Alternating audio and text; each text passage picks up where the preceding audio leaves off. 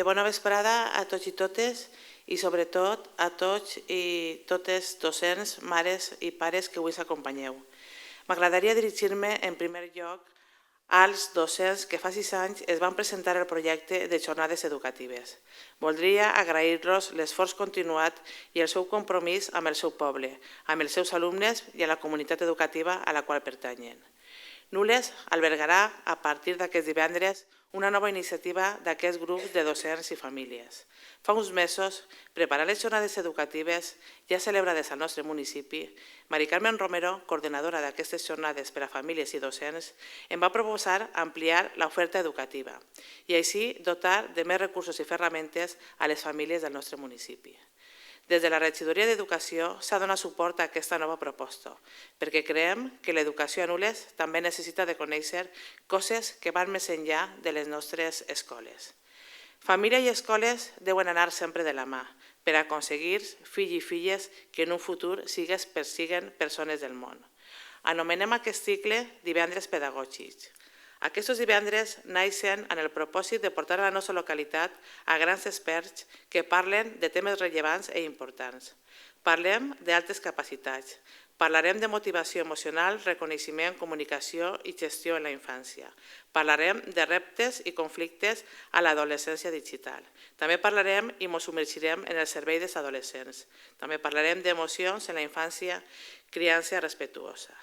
Després d'aquesta xicoteta i breu intervenció, li donaré la paraula a David García Pérez, alcalde del molt il·lustre Ajuntament de Nules. David inaugurarà aquestes jornades que avui presentem i presentarà la nostra primera xerrada. Parlarem d'altes capacitats a Maria Jesús Endrino Vilanova i a l'Associació d'Altes Capacitats de Castelló, ACAST. Moltes gràcies. Bona vesprada a totes i tots. Reiterar l'agraïment a les persones que heu fet possible aquestes jornades, aquests divendres pedagògics i que impulseu que Nules se parli d'educació i de temes que són altament interessants. Com ja ha dit la regidora, en aquest cas vaig a fer la presentació de les persones que van a donar la xerrada perquè de fet vaig demanar poder-ho fer perquè em fa molta il·lusió per la temàtica i sobretot per les persones que van a dur aquesta xerrada, les que conec fa molts anys, perquè ara presentaré els ponents, que una d'elles és Maria Jesús Endrino Vilanova, que és psicòloga de ACAST, el seu home Manuel Peña Fernández i Gerard Peña Endrino. Quan Manuel fa molts anys tenia la responsabilitat de ser president de l'associació ACAST, vaig col·laborar en ells en un taller d'oratòria en la UGI i vaig poder conèixer aquesta associació i les necessitats de les persones que tenen altes capacitats o superdotació. Perquè moltes voltes, quan no coneixem realment el que hi ha darrere, de forma lògica podríem pensar que una persona que té un coeficient intel·lectual molt elevat possiblement va anar sobrat i que no va necessitar de la intervenció dels docents. Això podem pensar, no?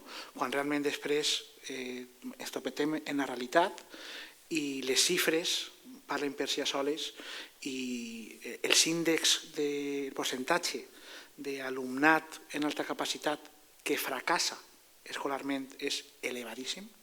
El percentatge de persones en altes capacitats que acaben en estudis superiors és baixíssim i a més també hi ha estudis que de fet crec que la UNIR fa uns anys que està també tenint un grup d'investigació molt en concret per a veure també la relació que existeix entre alta capacitat i assetjament escolar, com una realitat també prou patent. A més, quan els nivells de detecció de persones en altes capacitats està molt, molt, molt per davall de les persones que realment existeixen, que en edat escolar està més o menys calculat que entre un 5 i un 10% d'alumnes haurien d'estar diagnosticats per a poder tindre intervencions eficaces en aquest assumpte. No vaig a dir res més perquè això és un tema que pertany a les persones que fan la ponència, però és evident que en el sistema educatiu, encara que en els últims anys s'ha anat a poc donant passos endavant, però encara n'hi ha una escassa atenció del nostre sistema en desenvolupar el potencial dels millors, els que tenen en principi un major potencial acadèmic.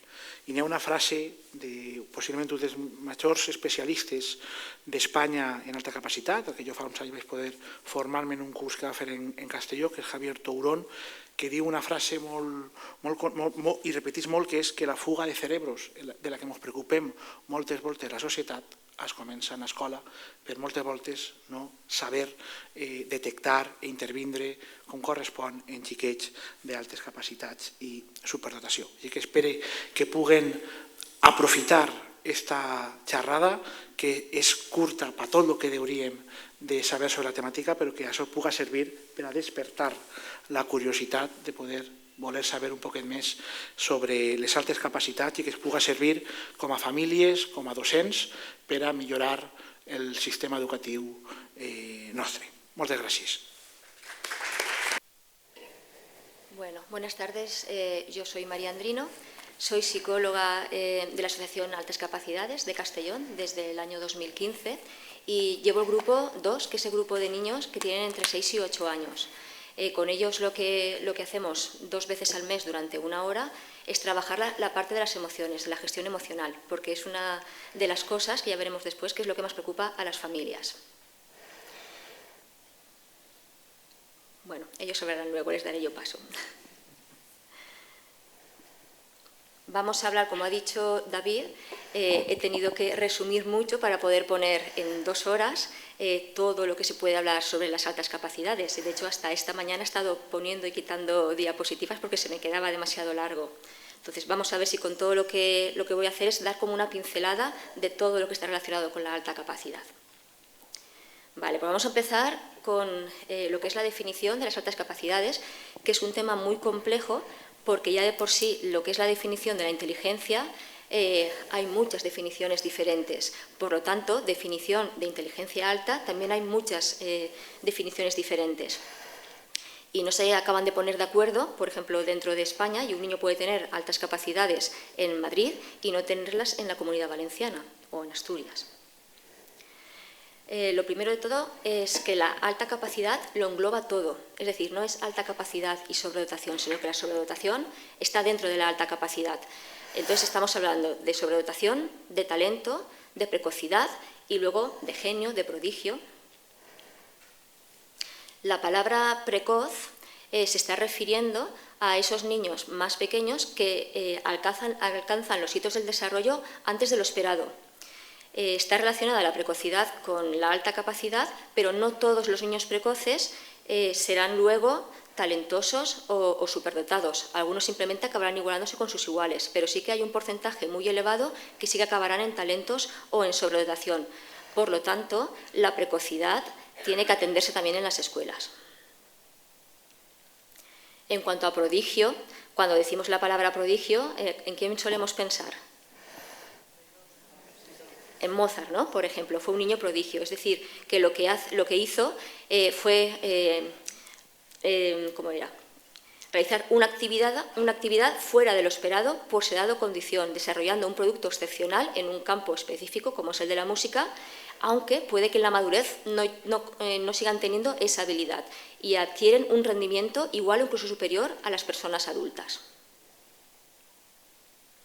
Y el genio, cuando hablamos de genio, Einstein, se combina la alta capacidad intelectual con una alta creatividad, con mucho esfuerzo, con un compromiso con la tarea, madurez y con la producción de una obra genial. La palabra superdotado, realmente el superdotado es el que tiene elevada competencia en uno o en más dominios de la actitud humana, intelectual, socioafectiva, creativa y sensoriomotora. Luego veremos la diferencia entre superdotado y talentoso, porque el superdotado es el que tiene una elevada competencia y el talentoso es el que tiene un rendimiento que le sitúa por encima en una área o en varias áreas, ya sea la académica, la artística, la técnica, intrapersonal, etc. Y en este esquema se ve claramente que alta capacidad lo engloba todo, precocidad, talento y sobredotación. Este está un poquito más desarrollado porque los niños superdotados pasan a llamarse, o las personas pasan a llamarse altamente superdotadas cuando tienen un CI superior a 145. Los niños talentosos pueden ser talentos simples o talentos complejos. Talentos simples será cuando solo tienen por encima en una de las áreas. Ya puede ser la creativa, la verbal, la lógica, la musical. Y luego los talentos complejos es cuando se combinan varios talentos. Tenemos el talento académico, que es cuando se combina el talento verbal, el de memoria y el de razonamiento. Y el talento artístico-figurativo, que sería el visoespacial y el creativo. Ayer mismo encontré, esto es del día 20 de febrero, en una revista, la revista Ser Padres, ponía las diferencias que distinguen a un niño con altas capacidades de un talentoso y de un precoz. Es decir, el título está ya mal escrito, porque realmente el talentoso y el precoz están dentro de la alta capacidad. Luego, en el desarrollo, sí que ya dice que la alta capacidad lo engloba todo, pero, por ejemplo, aquí ya hay un error. Y es un error que comete mucha gente por no saber, ¿no? Porque se piensan que es o alta capacidad o sobredotación. Vale. Y esto estaba dentro de la revista, que pone una cifra quizás demasiado baja si tenemos en cuenta que el concepto altas capacidades no solo engloba a niños superdotados, y es que el concepto también agrupa a la precocidad intelectual y al talento, además del primero. ¿Vale? O sea, dentro del artículo sí que pone que son las tres cosas. Una definición de alta capacidad, entre muchas, pues podría ser esta. Es la manifestación del rendimiento que se encuentra en el extremo superior de aquí, en la distribución, en un dominio de talento específico.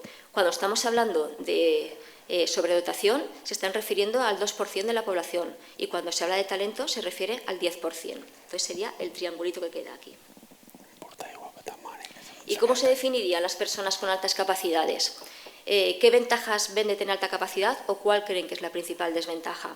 Yo lo que hice, que es lo que habéis visto al entrar, que estaba pegado en el suelo, es preguntar a muchos conocidos, niños, adolescentes y adultos, cómo definen lo que es la alta capacidad para ellos, cuál es la ventaja y cuál es la desventaja. Y habéis podido ver que hay multitud de opiniones.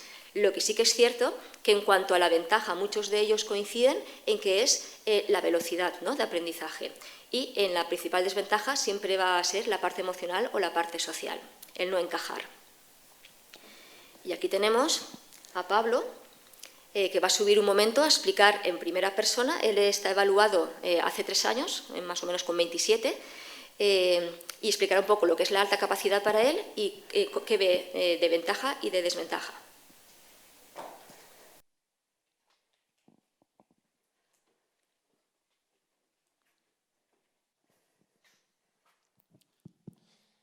Buenas tardes, yo soy Pablo Alegre.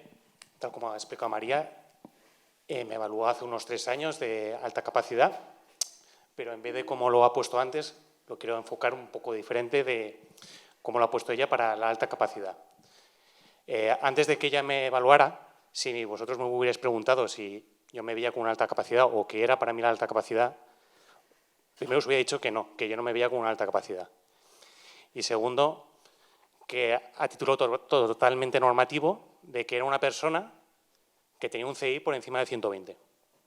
Ya está. Que podía destacar en alguna cosa, pero que yo no me lo veía.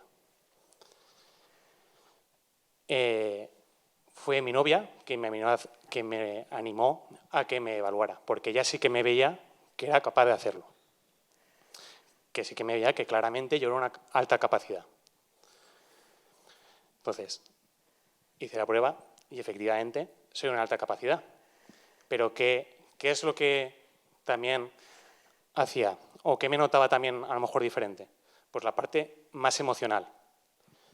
Yo no me notaba, o sea, no encajaba o notaba que no acababa de encajar, tal como ha explicado María, con el resto. Había una parte dentro de mí que no me veía como los demás. Una vez que me hice la prueba,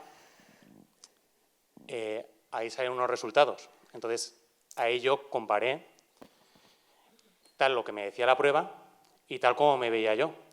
Y había cosas que coincidían, otras cosas que me llevé pues una grata sorpresa, de que no me imaginaba de que yo era así. Y lo que hice fue un análisis DAFO. ¿Sabéis lo que es un análisis DAFO? Pues me lo hice a mí mismo dentro de las debilidades que podía tener y las fortalezas, eso a través del informe. Luego, las amenazas, pues las enfoqué a lo que yo podía controlar, que en este caso era a mí mismo. Y me di cuenta que dentro de la definición de alta capacidad, pues podía estar, lo primero de todo, el síndrome del impostor. Claramente, yo creía que no lo era y efectivamente sí que lo fui. Segundo, combinado con el síndrome del impostor, algo muy peligroso, que es ser perfeccionista. Puede ser algo muy perjudicial, pero también muy beneficioso. Ser perfeccionista te hace mejorar, pero también con el síndrome del impostor te puedes ir. Por otra parte, eso por la parte cognitiva. Por la parte más emocional, sí que me di cuenta de que había una cosa que cuadraba totalmente conmigo. Y esa fue el gran sentimiento que yo tenía en referente a la justicia, que es típico de la alta capacidad. Y eso sí que es algo que me ayudó a entender y a comprender cómo era yo. Y entonces, eso me dio la oportunidad, una vez evaluado, a conocerme y a intentar mejorar y a madurar como persona. Entonces, ¿cómo definir una alta capacidad? Pues una persona normal y corriente. Cualquiera de aquí podía ser una alta capacidad. No tiene signos distintivos. Yo mismo. Quiero decir. ¿Esto en mi vida me ha dado alguna ventaja? Pues, hombre, es como si le preguntamos a Messi si le ha dado alguna ventaja ser como es. Pues a lo mejor te dice que no. Quiero decir, es algo que está dentro de mí y tiene que ser uno mismo quien lo aprenda a desarrollar. Entonces, desventajas, pues sobre todo en la parte emocional.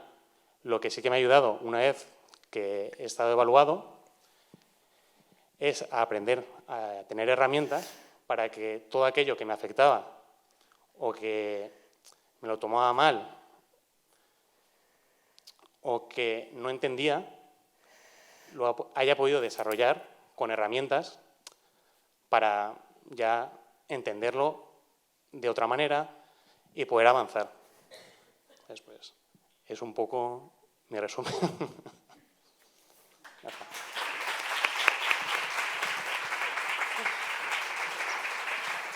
Cuando evalúo a personas adultas, ellos vienen como diciendo, seguro que no, y luego se llevan la sorpresa de que sí. Entonces, ¿qué significa exactamente esto de tener un CI de 130? ¿Es diferente el que tiene 130 del que tiene 129? Pues hasta hace poco, en lo que es el sistema educativo, sí, porque con 130 se tenía lo que necesitaba se le daba, y si tenía un 129 no estaban obligados a hacerlo. Se hacía era por motivación, ¿no?, del profesorado. Pero realmente el tener un 130, ¿qué dice? Que eres inteligente, vale, que estás por encima de la media, sí, pero ¿qué más? ¿En qué eres inteligente? No nos dice nada. Bueno, y lo que he puesto abajo es lo que he dicho antes, que la alta capacidad o no alta capacidad, según el lugar de España en el que se viva. Por ejemplo, en Asturias se considera alta capacidad y se atiende a partir de 120, porque también se atienden los talentos. En la Comunidad Valenciana estaba al 130, o todavía está al 130. Y en Andalucía creo que también han bajado a los talentos, también se atienden los talentos. Aquí tenemos dos ejemplos de dos personas, son un chico y una chica, cuyo CI es de 144 y de 146. Si solamente nos quedamos con eso, vale, son dos personas bastante inteligentes, pero son dos personas totalmente diferentes. Hay que mirar más. Es decir, el chico tiene una parte verbal, la parte de comprensión verbal es un 149. Bueno, 100 es la media, ¿de acuerdo? Es un 149. La de razonamiento perceptivo, 129. Memoria de trabajo, 133. Y velocidad de procesamiento, 124. Es decir, que donde destaca es en la parte verbal. En cuanto a forma de ser, es poco perfeccionista, es extrovertido, es autónomo, independiente, y la creatividad que tiene es más la verbal, no tanto la gráfica. Es una persona que no estudia demasiado y tiene un aprendizaje auditivo. Con lo que escucha se le queda y con eso va a examen. y el rendimiento ha sido alto en primaria y ha ido bajando en la ESO. La chica con una inteligencia prácticamente igual, con un CI prácticamente igual, la parte más elevada es la de velocidad de procesamiento, que es un 150. La chica es perfeccionista, es introvertida, tiene alta intensidad emocional y tiene creatividad alta. Es una chica que se esfuerza y que estudia bastante, y su aprendizaje es visual. Totalmente diferente, ¿verdad? Y el rendimiento ha sido al revés. No ha destacado durante la primaria y ha empezado a destacar al llegar a la secundaria. ¿Veis lo diferentes que pueden ser dos personas teniendo un CI prácticamente igual? Entonces, la diferencia entre talentoso y superdotado, además del 120 del talento y el 130 de la sobredotación, es que el talentoso es más específico y el superdotado es más general. El talentoso es el que cuando el profesor pregunta es el que sabe todas las respuestas. El superdotado es el que hace las preguntas. Tiene que ver, con el talentoso tiene que ver el rendimiento. Con el superdotado puede que no haya un buen rendimiento, pero lo que sí que hay es una capacidad. El talentoso es el 10% de la población y el superdotado es el 2%. El talentoso es el que tiene buenas ideas y el superdotado es el que tiene las ideas locas. El talentoso escucha con interés y el superdotado opina con interés. El talentoso entiende las ideas y el superdotado las construye. El talentoso disfruta con amigos, con los de su edad cronológica. El superdotado con quien disfrutas con los adultos. El talentoso es receptivo y el superdotado es intenso. El talentoso absorbe información y el superdotado la absorbe y la manipula. El talentoso es el niño al que le gusta ir al colegio, el que disfruta. Y el superdotado de lo que disfruta es aprendiendo, pero no le suele gustar ir al colegio. El talentoso es el alumno ideal. ¿El superdotado es el alumno ideal? Tal vez sí, tal vez no. Vale, y ahora quería pasar a explicar, después de haber hablado de lo que son las definiciones, ¿aquí cuántos docentes hay? ¿Pueden levantar la mano? Bastantes. Vale, entonces sabéis perfectamente lo que es la UEO de Sativa, ¿no? Es la unidad especializada de orientación que está especializada en altas capacidades. Ellos este año han puesto en marcha el programa Connectats al Talent, que es un protocolo experimental de detección de las altas capacidades, y aquí en la provincia de Castellón creo que es un colegio y un instituto de Onda, los dos de Onda, si no me equivoco, en el que se ha empezado un programa para ver cómo funciona. Y lo que se va a cambiar es el famoso 130. En lugar de mirar CIs, lo que van a empezar a mirar son los percentiles y los indicadores. Y no solamente se van a basar en lo que es la capacidad cognitiva, sino que también se van a evaluar todas las áreas. La parte cognitiva, la de aptitudes, la creativa y la adaptativa. Por lo tanto, ya es un paso bueno, ¿no? ¿Qué pensáis los docentes? Esperemos que llegue pronto, ¿no? Para todos. Y luego también aprovechar que la semana que viene hay unas jornadas en la ciudad de Castelló, en la UGI. Son jornadas presenciales que son por el CEFIRE, de 9 de la mañana, no creo que sea hasta las 12 de la noche, ¿vale? Pero empiezan a las 9 de la mañana. Estas en Castellón. Y luego, el mes que viene, está el primer Congreso Internacional de Connectats, que se puede ir presencial, apuntándose por el CEFIRE, y el resto de participantes que no podemos, que no nos dejan, lo podemos ver online. Hay certificación para unos y sin certificación para los otros. Y creo que no hay límite, casi como en el anterior sí que hay límite, en este no hay límite para el online. Este es en el Palacio de las Artes Reina Sofía.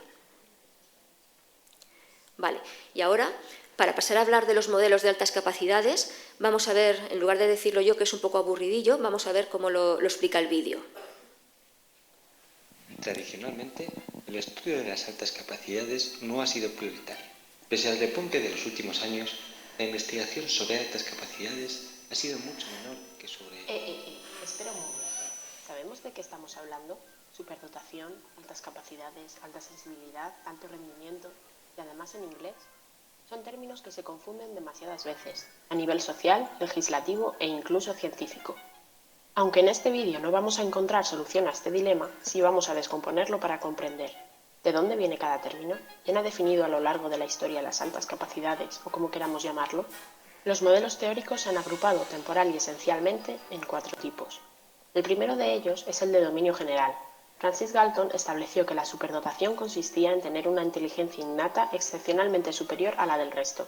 Charles Spearman propuso el factor G para que la inteligencia fuera, además, una sola cosa. Alfred Binet y Theodore Simon crearon la primera escala que podía detectar los niveles altos de capacidad cognitiva, y Louis Terman la modificó para clasificar a las personas según su puntuación: inteligencia moderada, excepcional y profunda. La segunda ola de modelos teóricos se basa en que la inteligencia no es única, sino que se diversifica en distintas áreas. Destacan Louis Leo Thurston, para quien son 7 habilidades, John Horn y Raymond Cattell, para quienes son la inteligencia fluida y la cristalizada. Para John Carroll, sin embargo, había una jerarquía entre habilidades generales y especializadas, y Howard Gardner inició la teoría de las inteligencias múltiples, separadas e independientes. El tercer grupo es el de los modelos sistémicos. Según ellos, las altas capacidades son la unión de varios procesos psicológicos. Para Joseph Renzulli son imprescindibles la creatividad, el compromiso con la tarea y las habilidades sobresalientes, aunque estas dimensiones son flexibles. Para Robert Stenberg, la sabiduría, la inteligencia y la creatividad. Por último, la cuarta oleada es la de los modelos integrales del desarrollo. Ya no son tan importantes los factores genéticos como ocurría antes, sino que hay que tener muy en cuenta el contexto y el entorno donde crece la persona. François Gagné habla de la estimulación y la motivación, y Abraham Tannenbaum incluye hasta la suerte. El tipo de modelo teórico en el que nos situemos determinará el sistema de evaluación que se emplee para saber si alguien tiene altas capacidades o no. De esta manera, los modelos de dominio general se limitan a un test de cociente intelectual global. Los modelos de dominios específicos, además del test de cociente intelectual, también hacen otras pruebas que evalúan logros en otras áreas. Los modelos sistémicos estudian habilidades analíticas, creativas, de ejecución de tareas, etc. Y los modelos integrales plantean que hay que realizar no una, sino distintas evaluaciones a lo largo del tiempo, puesto que las altas capacidades son dinámicas. Entonces, ¿cómo las llamamos? Alto rendimiento no, porque no tienen por qué expresarse en los términos productivos que esperamos. Alta sensibilidad tampoco, porque, aunque esa sea una característica habitual, no sería la única. Superdotación, aunque la genética no sea tan determinante. Altas capacidades, aunque el ambiente impida que se desarrollen. Tal vez alta potencialidad. Las llamemos como las llamemos, nunca será del todo correcto, porque pese a todos los avances, pese a todos los estudios, seguimos evaluando desde una perspectiva teórica de hace más de 100 años. Con todas las implicaciones que esto tiene a nivel escolar, social y laboral. ¿Las recuerdas?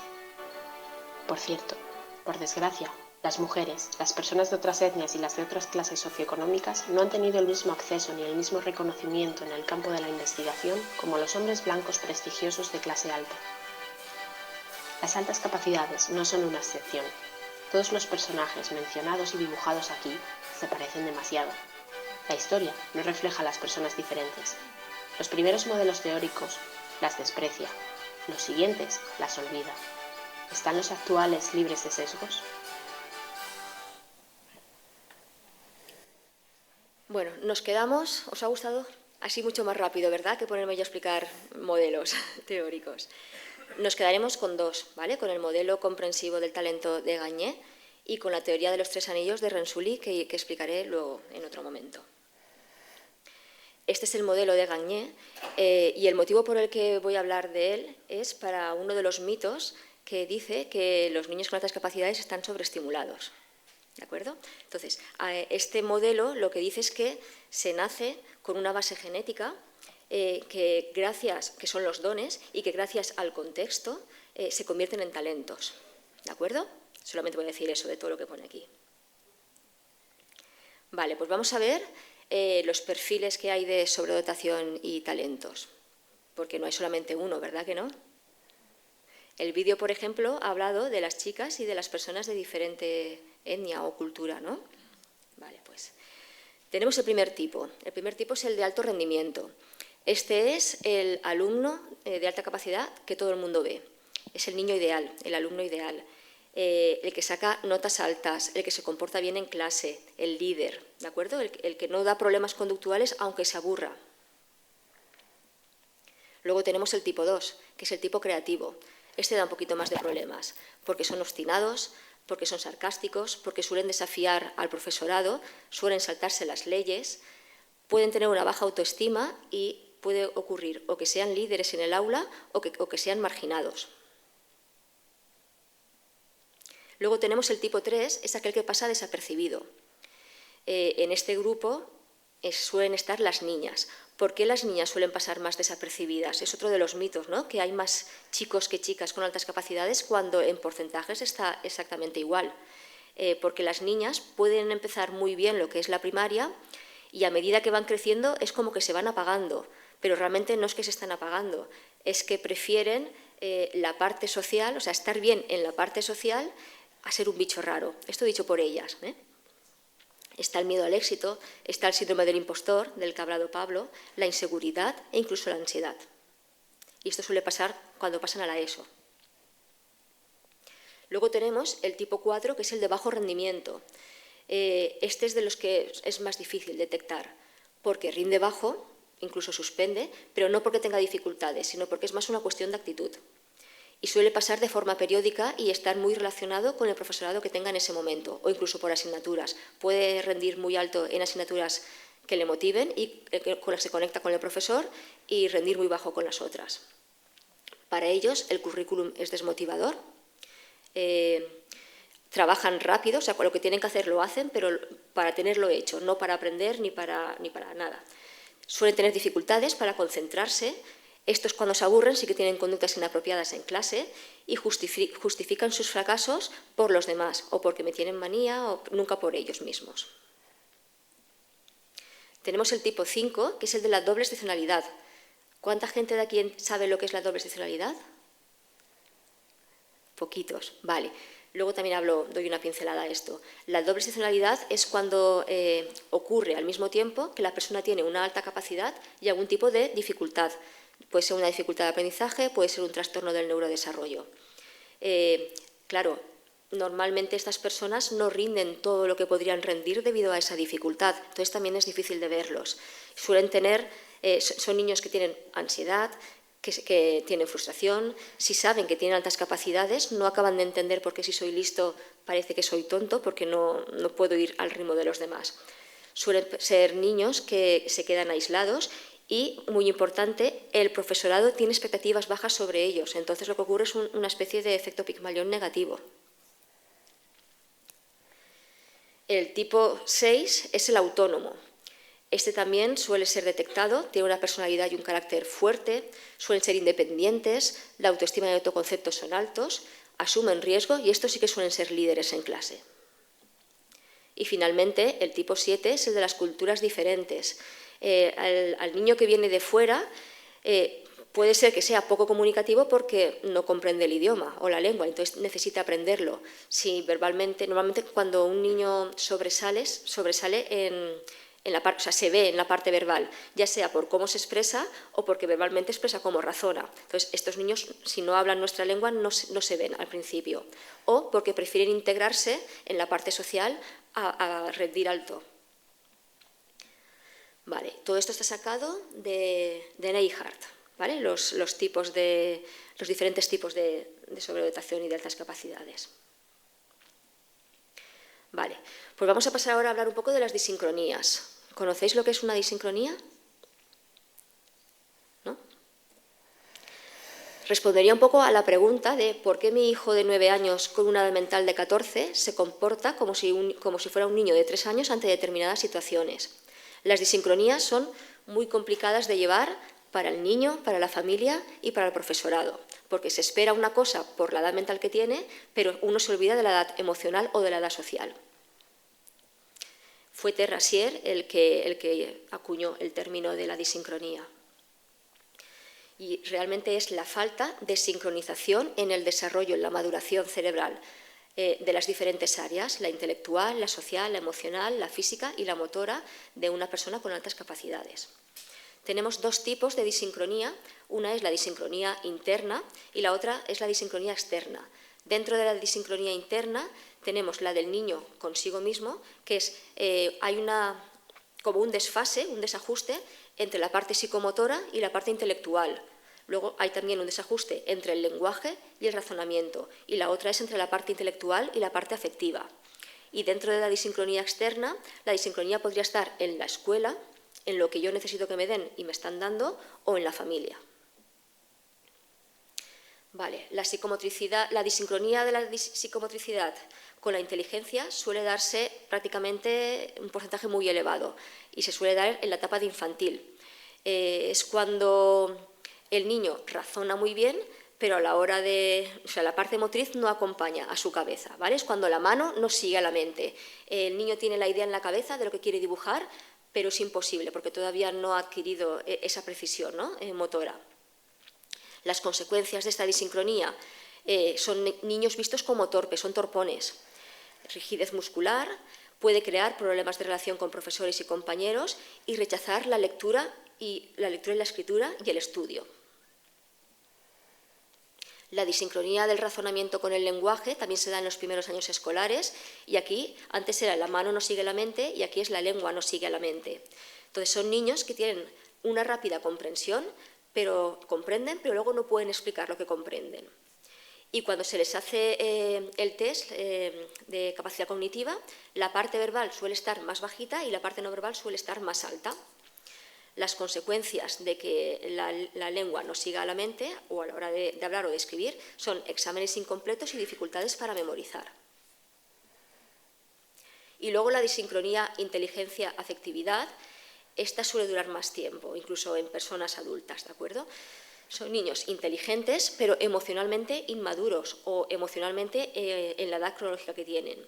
Suelen captar la información con carga afectiva, es decir, ellos comprenden y racionalizan, ¿no?, lo que ven las noticias y las comprenden. Pero el problema es que a la parte emocional no las saben gestionar y todo esto les lleva a que tengan ansiedad o a que lleguen los miedos a la hora de dormir. Hay que tener en cuenta de que aunque razone como un adulto, no es un adulto, porque es pequeño. Y estos son los que más se dan cuenta de que son diferentes de los demás. Consecuencias, como he dicho, pues miedos, angustias, aparente frialdad, porque es como que todo lo racionalizo, frustración, baja autoestima o impulsividad. Pasamos a la disincronía de la familia. Hay veces en que los padres no están preparados para la peculiaridad. Muchas veces sabéis que hay una base genética de la alta capacidad y muchas veces los padres sí que van a poder responder a todas las cuestiones que hagan los niños, pero a veces se salta una generación o viene, no se sabe de dónde viene. Entonces muchas veces hay padres que no saben o que el niño se puede sentir culpable de estar preguntando a los padres cosas y ver la incomodidad de los padres porque no les saben responder. Y está relacionado también con las disincronías internas del niño que la familia no comprende. O sea, lo que he dicho antes, no comprendo cómo en los papeles dicen que tienes una edad mental de 14 años y estás en el supermercado con una rabieta como si tuvieras 3.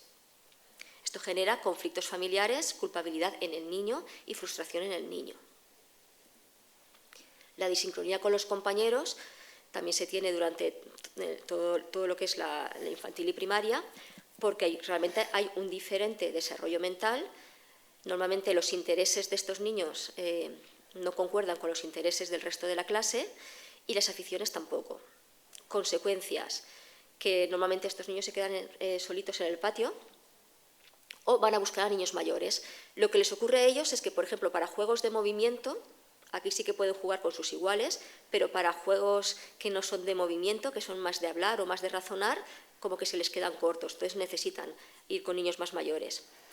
Y rechazo al tratar de adaptarse, es decir, si no me gusta el fútbol y intento adaptarme para poder integrarme porque todos son futboleros en mi clase y encima soy torpón, lo normal es que no lo haga bien, entonces al final acaban siendo rechazados.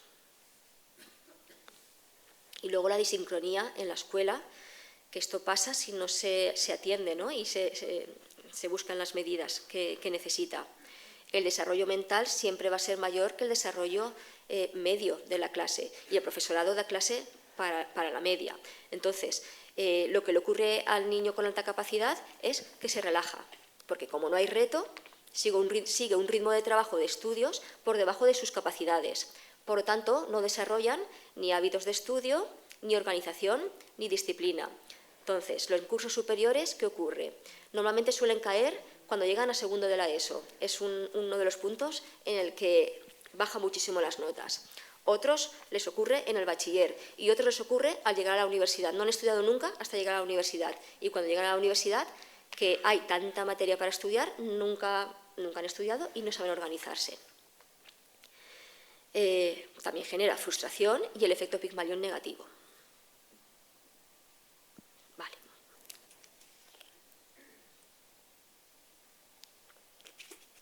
Pasamos a hablar de los mitos. ¿Qué mitos conocéis relacionados con las altas capacidades?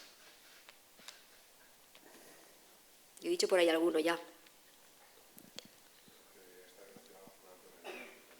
Muy bien, eso es una confusión muy frecuente, de hecho es la primera, que triunfa académicamente en todas las áreas, ¿vale?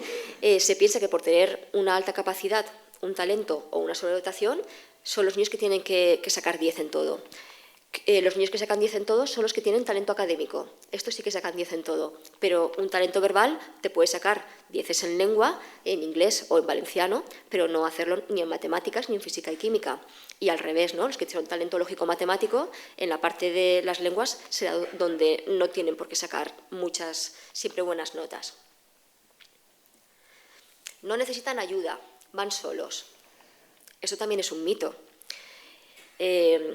Sí que es cierto que van solos, pero ¿qué hubiera sido de Rafa Nadal sin su entrenador? ¿Verdad? Aunque sean rápidos para atender las cosas, a lo mejor en lugar de necesitar 3 días para que les explique las altas capacidades, ¿no? Cómo se hacen las divisiones, a la primera ya lo han cogido. Entonces, necesitan poca ayuda, pero sí que necesitan, o sea, no van a aprender, quien dice a dividir, dice, yo qué sé, los tipos de ángulos, porque sí, sin que nadie se lo haya enseñado. O sea, sí que necesitan que se les enseñe y que se les acompañe y que se les ayude con las medidas que necesitan a que desarrollen todo su potencial. Tiene que tener un CI superior a 130 y ser creativo. Esto a día de hoy hay muchas escuelas que todavía están con esta frase, que tiene que tener un CI superior a 130. Esta semana me ha entrado a mí un niño nuevo, yo tengo una consulta de psicología, me ha entrado un niño nuevo, me lo han derivado del cole, ya evaluado un poquito, ¿vale? Le han pasado solamente un test. Evaluado del cole, en el que lo primero que pone es que no tiene alta capacidad intelectual, cuando el CI, el total es de 126, pero tiene un 130 y pico en la parte verbal. Entonces, lo primero que he dicho a los padres es que sí que es un niño de altas capacidades, que hay que evaluar más cosas, ¿no? Pero que el 130... porque puede tener, muchas veces se da el caso, por ejemplo, en la doble excepcionalidad, que tengan puntuación en los test muy elevada, la parte verbal, la parte de razonamiento o la parte visoespacial, y luego la memoria de trabajo, por ejemplo, un TDAH, la memoria de trabajo muy baja. Entonces, la media no sale. Cuando se hace el baremo para hallar el CI total, como ese baja mucho la media y no llega al 130, pero sigue siendo una persona con altas capacidades. Y la creatividad depende mucho del momento y de la situación y de con quién se esté, el que se saque o no se saque. Vale, la de que está sobreestimulado, sobre todo en aquellos niños cuyos padres son docentes, ¿vale? Se suele decir, claro, como tú eres profe, pues ahí estás dando al niño para que aprenda. Pero es que no es así, es que realmente es al revés, es el niño el que va todo el rato detrás del padre queriendo saber las cosas. Y claro, ¿los padres qué hacen? No van a decirle, por ejemplo, un niño que empieza a caminar con 8 meses, porque quiere, ¿vale? Empieza a caminar porque quiere. Los padres que van a decirle, que esto no te toca todavía, que hay que esperar hasta que tengas por lo menos 10, ¿verdad que no? Se le ayudará para que vaya a empezar a caminar. Pues con esto es lo mismo. Si un niño quiere saber algo o quiere aprender a leer y te dice, es que yo quiero saber, y van preguntando, ¿y ahí qué pone? ¿Y ahí qué pone? No vas a decirle, no te lo leo porque eso toca en primero de primaria. Y si estás en 3 años no lo puedes saber. Entonces, al que tiene sed hay que darle de beber, ¿no? Esa es mi frase para los papás que vienen diciendo, pero ¿y si le doy más de lo que... O sea, ¿qué pasa si le doy más de lo que necesita? A ver, ¿no? Tienes que darle lo que te pide. Otra cosa es que tú sientes al niño y le digas, venga, va, que te voy a enseñar ahora las vocales. Al niño de 2 años, ¿vale? Antes de empezar al cole. Eso sí que es sobreestimulación. Pero las personas con altas capacidades no tienen altas capacidades por haber sido sobreestimulados, sino todo el mundo podría ser sobreestimulado y todos tendríamos altas capacidades. Y luego que hay más chicos que chicas, esto ya lo he comentado antes. El porcentaje real es que hay la misma cantidad, pero las chicas están infradiagnosticadas por diferentes motivos. Cuando empezamos en ACAST, yo empecé como familia. no sé si habían 3 chicas en total y todo lo demás eran chicos. La diferencia era abismal. Ahora mismo, este año no, pero en el curso pasado yo tenía ya en mi clase niñas de 6 y 8 años, más chicas que chicos. O sea que poco a poco sí que van saliendo estas nenas. Vale, pues pasamos ahora a la doble excepcionalidad. Es cuando se da una alta capacidad y un trastorno del neurodesarrollo, como puede ser un TDAH o un TEA. TEA es trastorno del espectro del autismo. Cuando hay una dificultad de aprendizaje, puede ser dislexia, disgrafía, discalculia. Cuando hay un déficit sensorial, como puede ser auditivo o visual, o cuando hay problemas emocionales, como ansiedad, TOC, depresión. ¿Qué ocurre con estos nenes? Es más difícil de reconocerlos y pueden pasar 3 cosas. Que la alta capacidad sea reconocida y evaluada a edades tempranas. Por ejemplo, en infantil, pues porque la parte verbal sea muy impresionante o porque de repente haya aprendido a leer solo sin que nadie le ayude y entonces se le hace la evaluación y se ve que es un niño con altas capacidades. Y a medida que va pasando el tiempo, pues por ejemplo, 3º o 4º de primaria empieza a tener algunas dificultades y entonces ahí no se entiende qué es lo que pasa, ¿no? A ver, no es un niño con altas capacidades, ¿qué le está pasando? Pues entonces se puede hacer una evaluación y ver pues, que además también hay un TDAH o también hay un TDA, hay más cosas. Otra cosa que suele ocurrir es que ni se evalúe la alta capacidad ni se evalúe la dificultad de aprendizaje porque la inteligencia compensa las posibles dificultades. Vamos a poner el caso de una persona con dislexia. En infantil, gracias a esa alta inteligencia, va al ritmo de los compañeros y no es hasta más adelante, cuando ya tiene que comprender textos, por ejemplo, que nadie se da cuenta. Pero es que hay veces que no se dan cuenta de nada. Yo he tenido adultas, porque son mujeres las dos, que han sido siempre las tontas de clase y resulta que tienen una alta capacidad, que al hacer el test tienen una alta capacidad, pero las dos tenían también TDA, sin la H. Entonces, el TDA, a medida que han ido creciendo, les ha ido dificultando todo lo que es la parte educativa. Y luego está el caso, que es en el que se encuentra la alta capacidad de casualidad. Pues, por ejemplo, un niño muy movido que no para quieto, que es disruptivo, lo mandan al orientador para que lo evalúe y, claro, siempre se tiene que pasar un test de capacidad cognitiva para poder descartar una baja inteligencia. Y ¡pop!, de repente, vaya, más de 130. Y entonces se descubre de casualidad. ¿Y qué ocurre con estas personas? Que como lo que estaban buscando era el TDAH o el TEA o la dificultad, donde se va a hacer, o sea, la respuesta educativa va a ir ahí, no va a ir a la alta capacidad, eso va a quedar olvidado. Entonces, estos nenes son los que más sufren realmente, porque no se les tiene en cuenta esa alta capacidad y no les ayudan a que la desarrollen. Estaba recordando también un niño que tuve, vino en la ESO, en segundo de la ESO, era un niño que habían evaluado en segundo de primaria y a los papás les habían dicho que tenía déficit atencional, pero no lo habían medicado. Entonces, el niño vino muy desmotivado y al pedir el informe para ver qué era lo que había en el informe, ese niño también tenía una alta capacidad que ni tan solo habían comunicado a los padres, ¿vale? O sea, había más de 130 también y no habían dicho nada. Al explicarle ya al niño que sí que hay una capacidad, pero que también tienes unas dificultades, la motivación, solamente con eso la motivación ya cambió acerca de los estudios.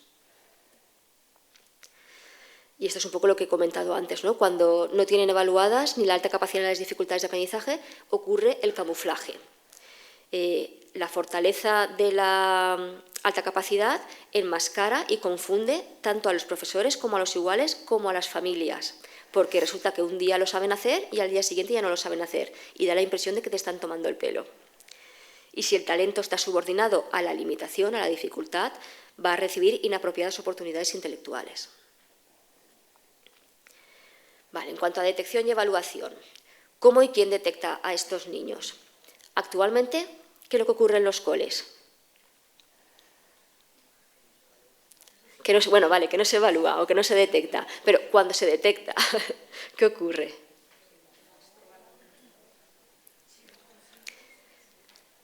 Es el tutor, ¿no?, el que tiene que ir al orientador a decirle, tengo sospecha de que hay una alta capacidad. Si son los papás los que van, no se atiende, ¿verdad? Me parece, o por lo que yo he escuchado, de lo que me llega. Entonces, el que detecta a estos niños puede ser un maestro, puede ser un profesor, pueden ser los padres, puede ser el peluquero, el pediatra, y os reiréis con lo del peluquero, pero luego contará él lo del peluquero. En el momento en el que se detecta que ahí puede haber algo, se lleva al orientador, que es el que decide realizar una serie de pruebas, ¿no? Pruebas de rendimiento cognitivo o de conocimientos adquiridos. Las pruebas que se deberían hacer son tanto objetivas como subjetivas. Las objetivas son para medir la capacidad cognitiva y el rendimiento académico y la creatividad. Y las subjetivas son más cuestionarios pues, a profesores, a la familia y a los iguales. Y luego también ver las producciones personales, porque la creatividad muchas veces en los test no se ve, pero sí en lo que hacen, en sus producciones. Aquí hay que estar atentos en infantil, en la etapa de guardería y de educación infantil. Son niños lectores autodidactas, muchos de ellos aprenden, pero no es que aprendan solos porque sí, sino que o les leen cuentos los papás y entonces ellos van conectando o van preguntando pues, qué pone en el nombre de las calles y acaban aprendiendo a leer solos. Tienen un amplio vocabulario. Son capaces con 2 años y medio de formar la figura humana con mucho detalle o hacer puzzles de 20 piezas.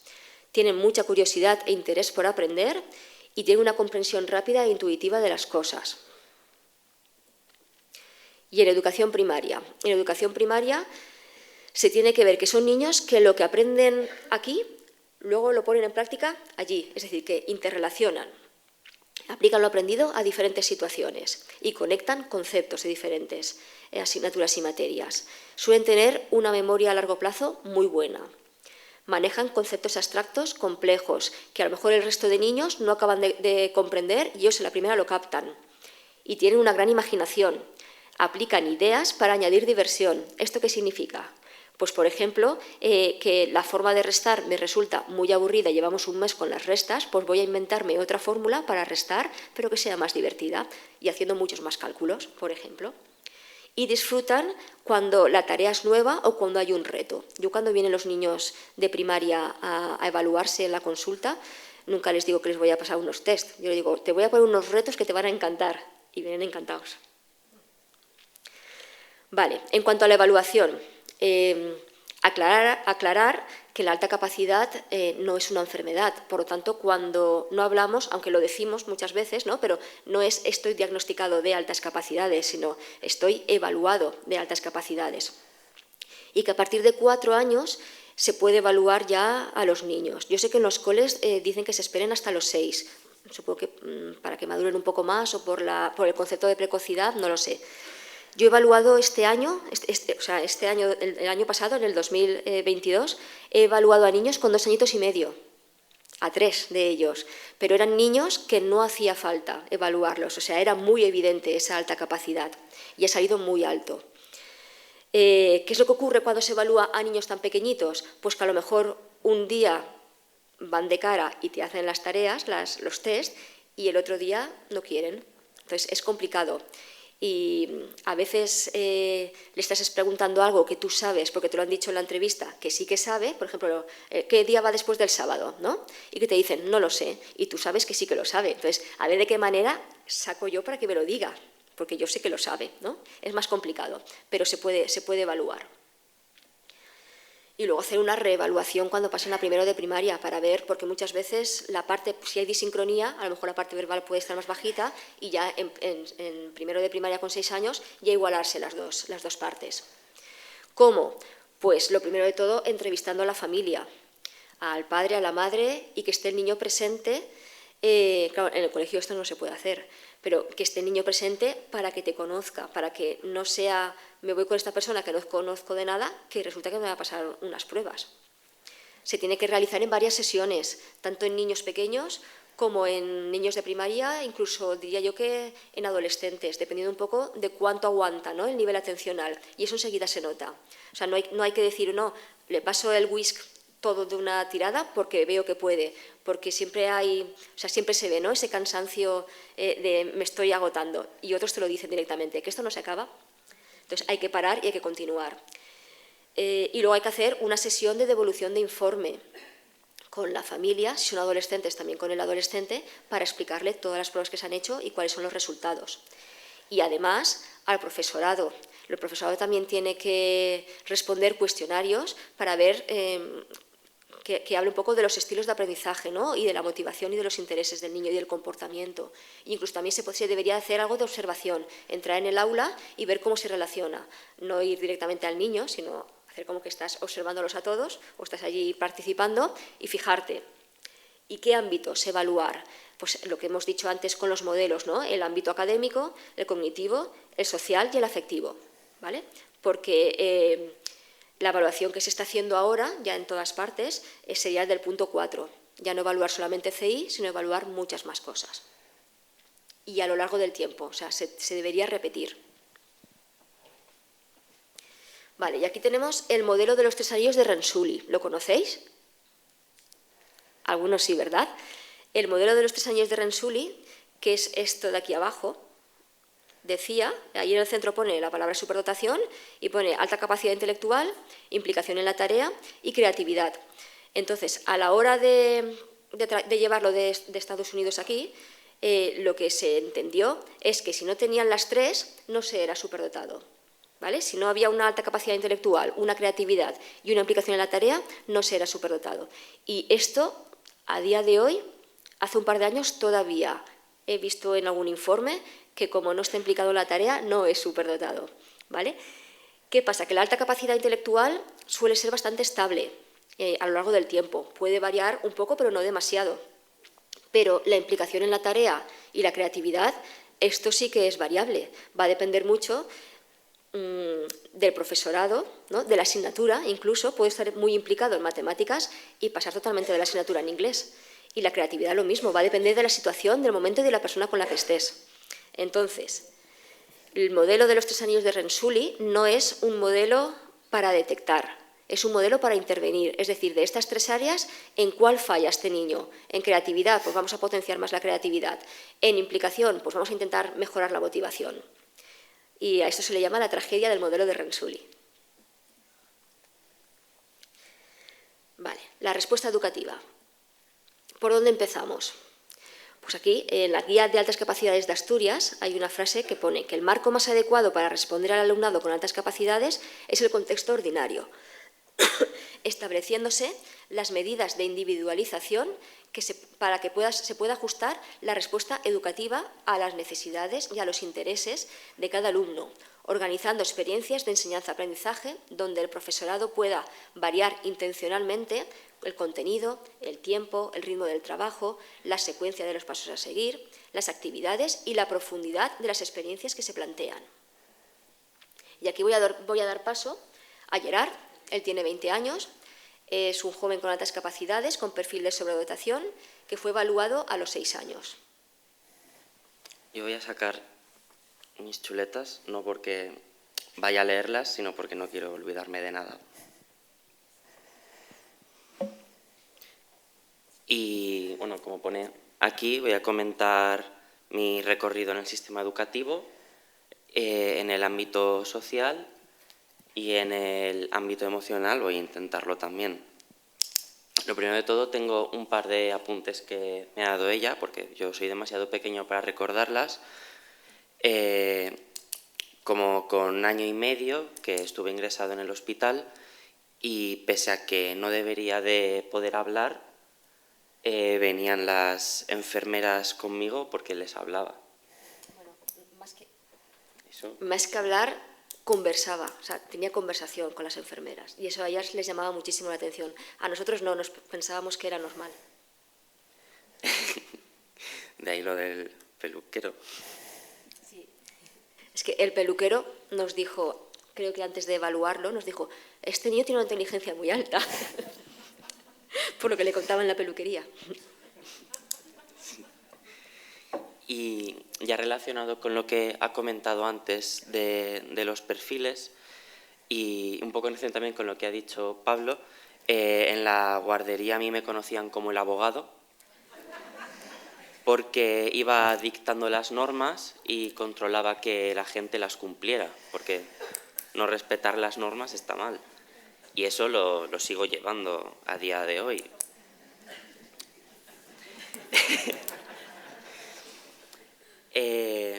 Uy, me acerco, espera. ¿Puedo gastar este micro? Vale. que así me es bastante más cómodo. Luego en la escuela pasamos ya a infantil, cuando tenía 4 años, que mis padres descubrieron que yo sabía leer. Y aunque ella ha dicho que no es así, que de repente sabe leer, es así como yo lo recuerdo, porque yo no recuerdo haber aprendido a leer. Yo recuerdo un día decirle a mi madre de repente, en este libro pone, y leer el título. Y ahí ya dijeron, ostras, ¿sabes leer? Y me empezaron a poner frases, palabras, y yo pues las leía. Y llegué a infantil 5 años, después de que yo ya supieran que sabía leer, y se lo comentaron a mi profesora. Pasa que no hicieron mucho caso. Por si acaso, aviso ya, porque hay muchos profesores, no os voy a englobar, o sea, aunque parezca que os estoy metiendo en el saco, no lo hago, o al menos no es la intención. Bueno, se lo dijeron a la profesora y no le dio mucha importancia. Y en infantil 5 años es cuando se aprende a leer. Como yo ya sabía leer, pues pasé el año con una conducta bastante disruptiva.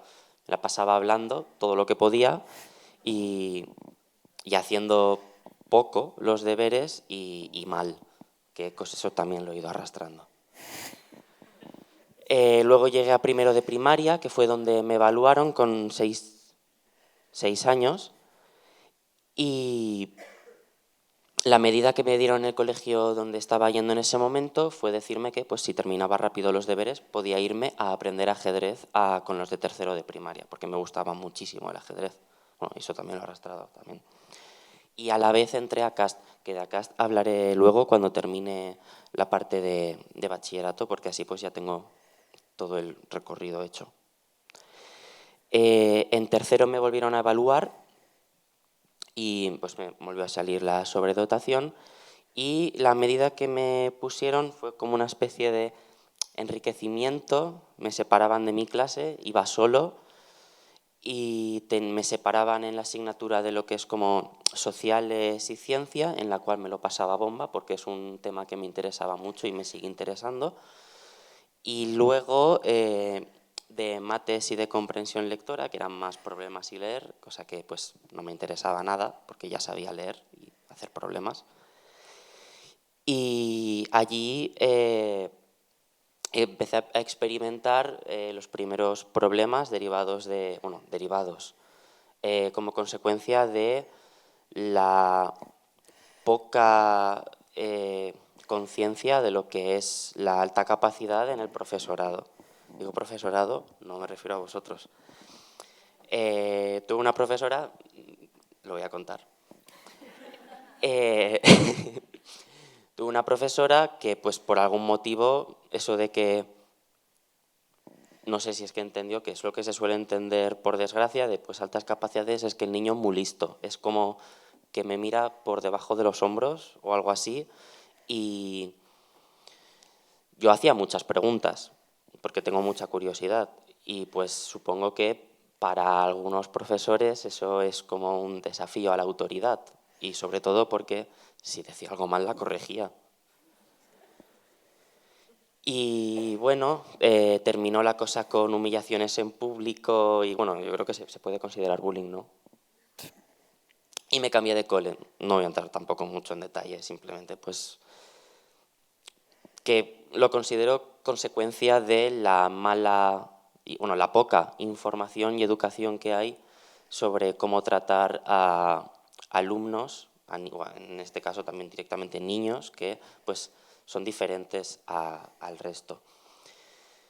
Me cambié de colegio, llegué a otro en quinto de primaria y todo me fue muy fácil porque también es verdad que bajó un poco el nivel educativo, pero yo ya le tenía como la tirria, una mala sensación, una mala opinión de lo que es la alta capacidad, porque para mí en aquel momento era algo que me da problemas. Y lo intenté ocultar. A mis compañeros fue difícil porque a los 2 meses hubo pues, un evento y los del otro colegio se lo dijeron a mis compañeros de este, que no pasó nada, cosa que me sorprendió. Y al año siguiente, en sexto, se lo contaron a ¿cómo es? Orientadora. A la orientadora y me evaluaron mal. No es buena idea evaluar 5 minutos antes del patio, donde hay todo el ruido del mundo y gente entrando y saliendo. Pero bueno, me evaluaron y pues volvió a salir. Luego ya llegué al instituto y entré en Requimen, esta vez uno que se podría considerar de verdad. Era un programa en el que para X asignaturas nos sacaban del grupo a varios alumnos, pues, todos los de primero, y era tal cual la palabra, aumentaban el nivel de cosas que nos enseñaban.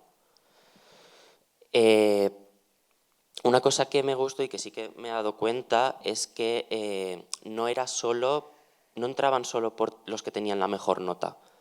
Para entrar también se hacían unos exámenes y sobre todo en el que hizo lo que era mi profesora de castellano, no era un examen de has estudiado, era un examen de te gusta aprender. Habían preguntas de cultura y o sea, una de ellas, por ejemplo, es dime 6 países en los que se hable castellano, que pocos de los que hicieron el examen lo sabían. De hecho, yo también fallé algunas. Yo puse Brasil. Son cosas que con 11 años, con 11 años no te han enseñado. Pero si tienes curiosidad y quieres aprender cosas, son cosas que terminas sabiendo, que es como la cultura general, que no sé si es cultura general, pero yo siempre lo he llamado así. Y estuvo bastante bien.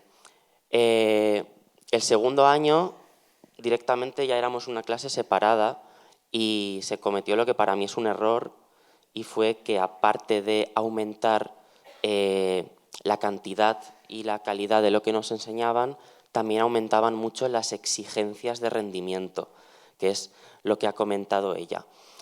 Yo, en mi caso, con lo que ha comentado del perfil, yo trabajo mucho por motivación y aprendo de oída. A mí si algo me interesa, puedo estar oyendo todo el rato. Y lo que oiga lo aprendo a la primera. Pero si no me interesa, puedo estar intentando estudiar toda la tarde. Me ha pasado, por ejemplo, con biología, que era algo que quería ser de mayor y me interesaba. Y llegué a segundo de bachiller y era incapaz de leer 2 líneas sin distraerme. De ahí que yo estudiaba a última hora. A última hora implica que algunos exámenes 10 minutos antes de que sonara el timbre, antes del examen. Y me salían algunos bien y otros no. En los que no era memorizar y era algo práctico, pues ahí no, porque no tenía el hábito de estudio, que es otra de las cosas que ha comentado. Yo hábito de estudio no he tenido, ni tengo. Yo voy por motivación y lo que me gusta aprender, me lo aprendo. Y si me gusta, lo practico. Pero si no me gusta o no le veo futuro práctico, pues me lo puedes explicar 5 veces que no se me va a quedar. Y de eso quería hablar luego, porque hay una cosa que ya tanto de profesores, también un poco a los padres, no sé si aparte de profesores también seréis padres de hijos con alta capacidad, yo tenía mal rendimiento en segundo de la ESO, que es cuando ha comentado que suele bajar. Yo bajé, pero en picado. La manera de llevar, sobre todo al menos en mi caso, si son muy independientes y organizados, si al bajo rendimiento le pones más presión, no va a haber mejor rendimiento. Va a haber una bajada aún mayor, porque si ya tienes poca motivación, que te obliguen a hacerlo, no va a dar buen resultado. Yo llegué a castigos y mi nota seguía bajando y llegué a tercero de la ESO y mis padres dijeron, bueno, que se dé la hostia y ya aprenderá. Y casualmente fue que me dejaron tranquilo y saqué las mejores notas que había sacado en el instituto, porque yo me encargaba de organizarme a mí. Yo sé que tengo que sacar notas, pues las sacaré, pero como yo quiera, que era estudiando en el último momento. Así llegamos a bachillerato y descubro, bueno, sobre lo de la baja motivación y estudiar al último momento. Yo tengo una profesora que me conoce como el del cero, porque le saqué un 0 en un examen, cosa que no veía ni que era posible hasta que pasó, porque me estudié al último momento el tema que no era. Y con eso va el tema de atender a clase. A mí no me interesaba lo que daba en clase, así que no escuchaba, por mucho que lo intentara. Yo estuve desde segundo de la ESO en primera fila, porque si estoy en segunda, incluso aunque me interese el tema, soy incapaz de atender una hora a un profesor hablando. Y así llegué a primero de bachillerato, con problemas con también otro profesor, pero ahí descubrí algo que no, y a día de hoy también sigo sin entender, física y química. No es que no entienda la asignatura, sino al profesor. Que tampoco. No. ¿Ves? Sobre esto quería hablar. Yo he arrastrado física y química desde primero de bachillerato hasta que hice selectividad más tarde porque tenía que recuperar física y química. Incapaz. Pero no porque no supiera cuáles son las fórmulas ni cómo aplicarlas. Porque yo estudiando, que lo hacía, iba a una página web de un profesor muy bueno, profe 10 mates o algo así, y si tiene 30 ejercicios sobre un tema, yo los hacía los 30 y me salían bien. Y es porque los hacía sin presión. Pero llegaba el examen y las fórmulas desaparecen de mi cabeza o bailaban los signos. Y lo que hacía era apuntarme las fórmulas en una hoja, nada más empezar el examen. Algún profesor se ha pensado que me dejé las chuletas porque le avisé de que iba a hacer eso. Y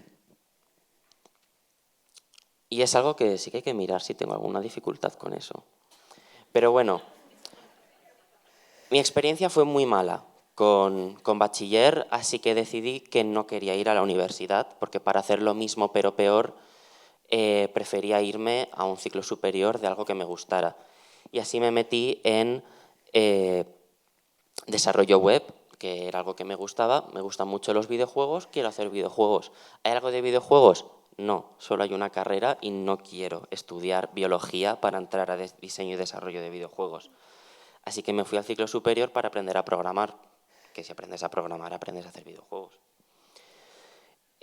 Allí, de maravilla, he tenido profesores que han visto la motivación que tenía, me ponían problemas más difíciles que al resto porque yo se los pedía, porque iba muy rápido, y al punto de que había cosas que yo hacía que las han metido en los apuntes, porque eran cosas que ni habían pensado.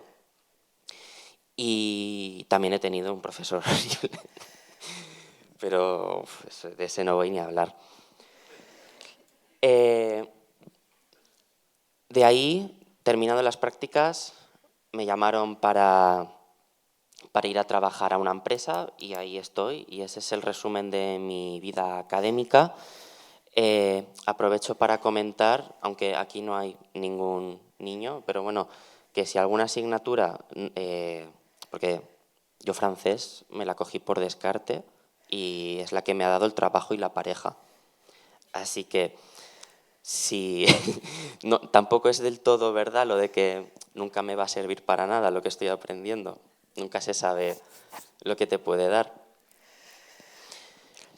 En todo este recorrido educacional yo he tenido unos rasgos que yo no sé qué perfil tengo, pero yo me he visto identificado en varias cosas, en muchos de ellos. Yo he sido el líder en clase, de hecho he sido delegado, y en parte de ello se debe a el tema que también ha comentado, que es lo de la justicia. A mí me revienta ver a un profesor no haciendo su trabajo. Y no tengo problema en enfrentarle. Al del ciclo superior le han caído inspección y dos reclamaciones firmadas por todos los de la clase. Y no ha habido problema en comentárselo. Recordáis lo del abogado, ¿no? A eso me refiero con que lo sigo arrastrando. También he dependido mucho de la motivación, he tenido encuentros con profesores y esto me lo han comentado en clase, yo no sé hasta qué punto es verdad, pero tengo mucha creatividad en la resolución de problemas. Junto a ello, también comentar las cosas que ha comentado Pablo, que son el perfeccionismo y lo del síndrome del impostor. No creo que tenga síndrome del impostor, pero sí que es verdad que mi sueño de hacer un videojuego se vio un poco frustrado cada vez que intento empezar a hacer uno, porque no llega al nivel que a mí me gustaría que tenga. Aparte de que considero que no soy capaz de desarrollar eso, a la que hago algo no lo veo perfecto. Y como no lo veo perfecto, intento mejorarlo, pero sigo sin verlo perfecto. Y eso frustra mucho, desmotiva mucho y acabo abandonando el proyecto. El único que conseguí no abandonar, se me borró todo en un formato del ordenador y lo dejé también. En el ámbito social, ahí hay uno de los mitos. Yo soy muy sociable y me encanta hablar. Aunque no me gusta socializar, soy muy sociable y tengo amigos allá donde voy, no tengo ningún problema. En el trabajo, por ejemplo, llevo apenas un par de meses y todo y que soy muy perezoso y hacer 4 horas de transporte para ir a las oficinas no me gusta, voy solo porque pues tengo con quién hablar y eso me encanta. Y luego el tema de ACAST. Entré a ACAST en primero de primaria, dejé de ir en segundo de bachillerato porque pues 18 años y allí también he hecho muchos amigos y he conocido gente que ha pasado por lo mismo que yo o por casos mucho peores o por casos bastante mejores. Allí me he dado cuenta de una cosa que es muy importante para gente como nosotros y es el tema de la inteligencia emocional. A mí me cuesta muchas veces reconocer qué es lo que estoy sintiendo, pese a que he estado pues desde los 6 años, 12 años, teniendo talleres de inteligencia emocional. He visto gente llegar con comportamientos muy agresivos, me han llegado a escupir en un taller de debate porque no estaban ganando. Y con el paso del tiempo se han vuelto personas civilizadas. Y si se enfadan o tienen emociones fuertes, saben gestionarlas. Y eso es algo que considero que es muy importante porque a día de hoy a mí, lo que he comentado, aún me cuesta reconocer cuáles son algunas de las emociones que tengo, pero sé identificarlas mejor o en menos tiempo y cómo gestionarlas.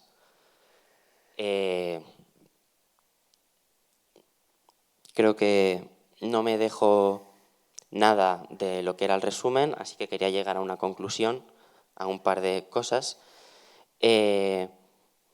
Una de ellas es lo que he comentado antes. Yo tenía mucha tirria a la alta capacidad porque la consideraba el origen de todos los problemas que he tenido.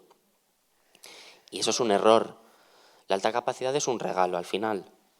Para mí la alta capacidad, lo he comentado de los papeles que hay ahí, es facilidad de aprendizaje. Y ya está. Y el problema es el tema de la motivación, pero es un regalo.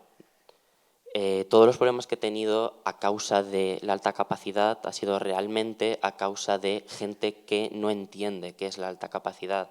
Consideran la alta capacidad como gente que es élite y por ello envidia, gente que en parte lo entiendo también porque si estás en el colegio y ves que están separando a gente y lo llaman el grupo de los listos, por ende tú eres el grupo de los tontos y eso no sienta bien y además es que es mentira, no estás en el grupo de los tontos. Pero no se lleva bien la educación en lo que es la ESO ni en primaria, no te enseñan a que entiendas por qué son diferentes y por qué tienen otras necesidades, simplemente te dicen son más listos. Y a los profesores muchas veces aún dicen simplemente son más listos y eso pues lleva problemas que hacen que un niño crea que lo que tiene es una maldición en lugar de un regalo y que desee no haber tenido esa capacidad de aprendizaje. Y esto va un poco también para los padres, porque de profesores también tengo algo. De hecho, voy primero de los profesores, que es lo que ya he comentado. No creo que el hecho de que estéis aquí implica que queréis formaros al respecto, así que dudo mucho que lo hagáis, pero bueno, los niños tienen mucha curiosidad y hacer preguntas o corregir no es que estén desafiando a la autoridad, sino que pues, son curiosos y quieren aprender. Y no hay nada que me haya gustado más a mí, sobre todo ahora en el ciclo superior, que tener un profesor que vea tus ganas de aprender y aparte de hacer el temario normal, se prepare algo para ti, para retarte, para ponerte algo más difícil, porque es algo que voy a disfrutar. Y si tengo un muy buen rendimiento en el trabajo, sé que es porque he aprendido con un profesor que me ha dado rienda suelta para aprender. No me ha mantenido al límite de vamos a dar el tema 5 este mes. Y para los padres, dos cosas. La primera, si vuestro hijo tiene altas capacidades y tiene algún problema relacionado con no las altas capacidades, sino gente que no entiende de ello, hay que enseñarles a que entiendan también que el problema es de esa gente y no de las altas capacidades. Porque no aceptarse a uno mismo no es bueno y puede dar problemas. Y a mí creo que no me ha dado problemas, pero no me gustaba el hecho de tener altas capacidades. Y también, esto también para los padres, y acabo, si están teniendo mal rendimiento académico, hay que ayudarlos, pero tampoco obligarlos. Me explico. Como he comentado, la manera de que estudiara era obligarme a estudiar y eso lo único que sirvió fue para que tuviera aún menos ganas y le cogiera mayor tirria. Si veis que es una persona muy independiente y organizada, meterse en lo suyo no suele ser bueno. Intentar ayudar desde cierta distancia y que él sepa o ella sepa que si tiene algún problema estáis ahí para ayudar y que confiáis en que por su cuenta se lo va a poder sacar y si no puede, también estar atento, si no puede, ahí ir a ayudar. Y eso es todo. Si tenéis alguna pregunta o algo, pues creo que luego se podrá y si no, cuando terminen, yo bajaré aquí. Vale, pues pasamos a hablar de lo que es las medidas... un monólogo, macho. Aquí. Las metodologías participativas, ¿vale? Aspectos para tener en cuenta a la hora de diseñar el contenido. Tiene que estar siempre en base a las características y a las necesidades del alumno con alta capacidad. En cuanto al contenido curricular, deben de hacerse con un mayor nivel de abstracción, con un ritmo más rápido, con menos repeticiones, más centrado en las ideas y con materiales avanzados y con problemas que puedan relacionar con la vida real. En cuanto a los métodos, les va muy bien en lo que es el trabajo autónomo, la experimentación y la resolución creativa de problemas. Y finalmente, en cuanto a la presentación de trabajos, dejarlo un poco libre, ¿no? Que puedan presentar los trabajos de la manera que ellos prefieran, por escrito, con construcciones, demostraciones, entrevistas, grabaciones, etc. En cuanto a aspectos a tener en cuenta en la evaluación, esto yo ya sé que ya se hace, que no se tienen en cuenta solamente lo que hagan en los exámenes, sino que también se tienen que evaluar los ejercicios, la participación, el grado de implicación. cuestionar el propio profesorado si los cambios introducidos están yendo bien, si están consiguiendo lo que realmente quieren, que es motivar, ¿no?, al niño, y si suponen realmente un desafío intelectual lo que se va haciendo.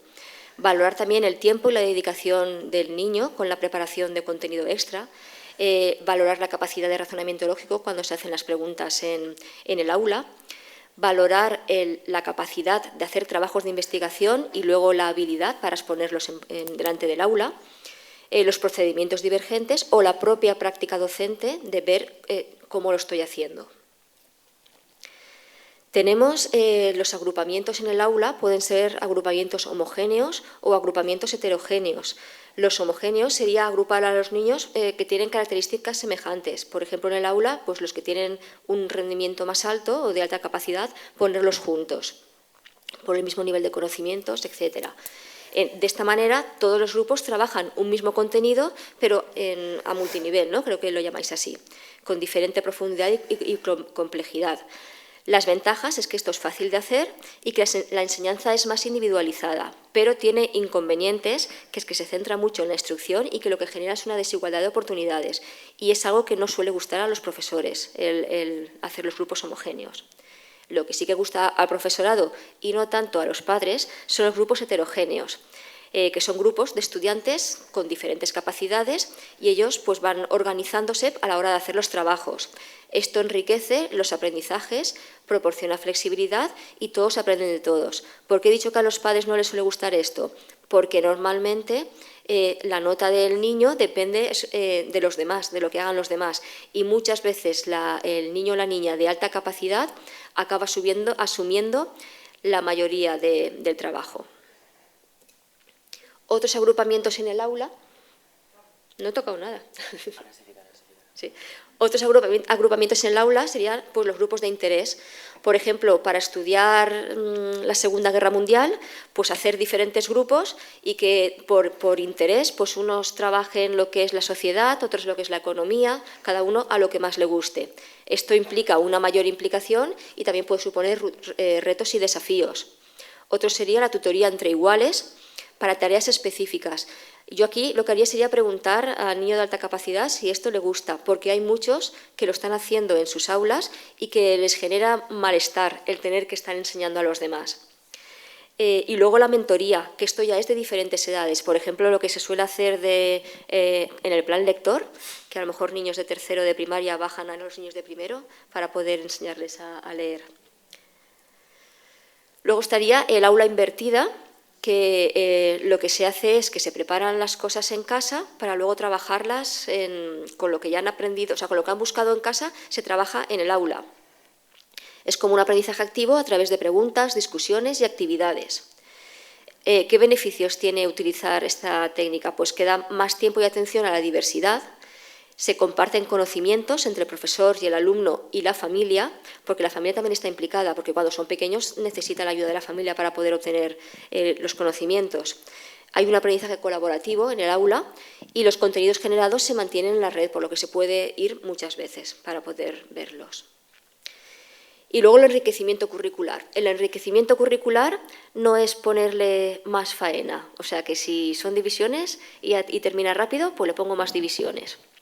Lo que es el enriquecimiento curricular es añadir nuevos contenidos al currículum o trabajar esos contenidos en un nivel mayor de profundidad, con un mayor nivel de abstracción y de complejidad, y promover sobre todo el uso de la investigación y el que se pueda utilizar la creatividad.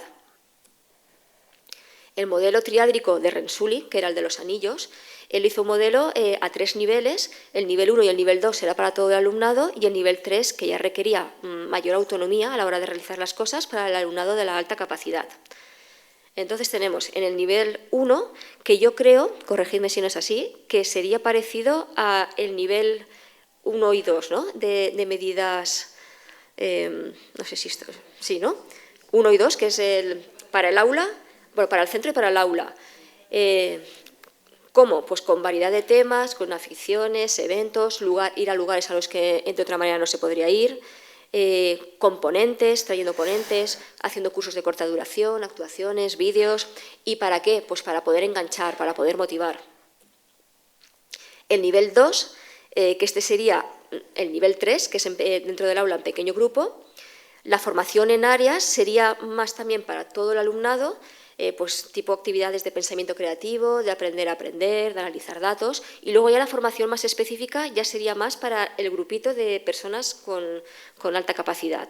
Disciplinas concretas y proyectos, por ejemplo, dar física cuántica, un proyecto de dar física cuántica en programas de enriquecimiento.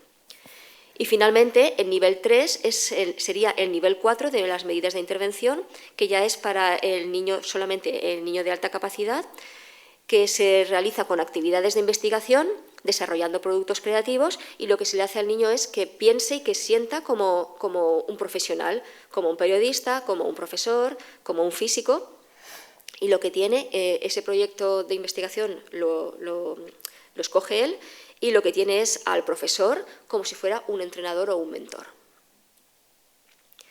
Entonces, el enriquecimiento curricular no es avanzar en el currículo de cursos superiores, no es está en segundo de primaria y le doy el libro de tercero de primaria, porque eso es otra cosa, ¿vale? Es realizar proyectos donde el niño pueda elegir lo que más le gusta, elaborar un proyecto de manera supervisada por el profesorado y ir marcando él su ritmo.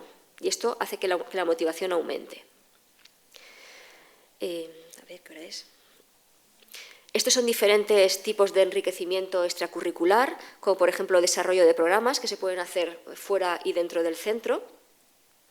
El enriquecimiento instrumental, que es con lo que se trabaja son las estrategias de aprendizaje con diferentes materiales, como por ejemplo para aprender filosofía con Lippmann, o el programa de 6 sombreros para pensar de Bono.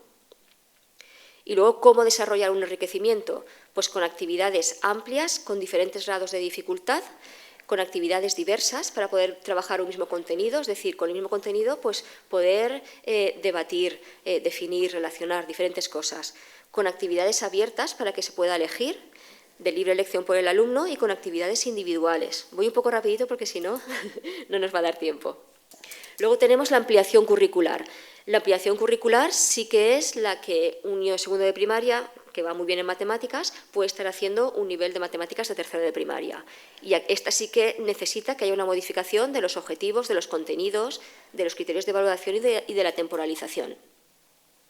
Entonces, son niños que van al nivel inmediatamente posterior al de la competencia curricular que tienen en un área determinada. Puede ser matemáticas, castellano, inglés, etcétera.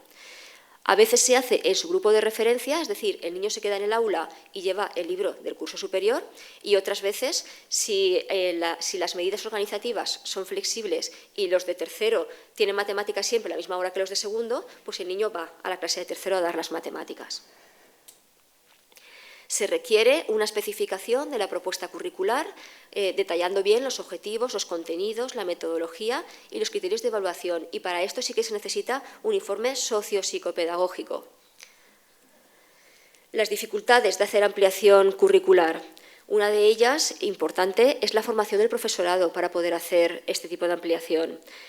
Porque tienen que saber cómo supervisar, porque en su aula están dando segundo de primaria, pero también tienen que supervisar las matemáticas de tercero. Cómo asesorar o cómo diseñar estrategias. Tiene que haber eso, la flexibilidad en los grupos, que se pueda compaginar, y esto muchas veces es difícil. Tiene que tener recursos y materiales diversos, una flexibilidad de horario, y luego tiene que ir revisándose periódicamente para ver si la ampliación se está llevando bien. Y finalmente pasamos a la medida extraordinaria, que es la aceleración, la flexibilización. Lo de arriba no lo voy a leer porque es la definición. Aceleración es sinónimo de aprender al propio ritmo, por lo tanto se tienen que tener en cuenta los 3 ingredientes, que son niños que van a una velocidad más rápida, que les gusta coger profundidad en las cosas que aprenden y amplitud.